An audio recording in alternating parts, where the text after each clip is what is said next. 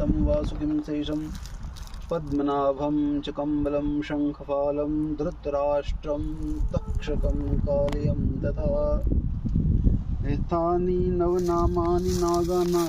च महात्मनां सायंकाले पठि नित्यं प्रातःकाले विशेषतः तस्य विषभयं नास्ति सर्वत्र विजयी भवज्जरत्कार जगद्गौरी मनसा सिद्धयोगिनी वैष्णवी नागभगिनी शैवी नागेश्वरी तथा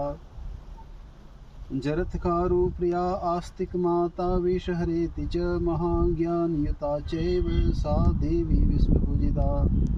द्वादशैतानि नामानि पूजाकाले तु य पठेत् तस्य नागभयं नास्ति सर्वत्र विजयी भवेत्। ॐ क्लीं ह्रीं अनन्ताय महाशेषाय दिव्यरूपं मम सुखं सिद्धि धनं देहि नारायणाय नमोस्तुते।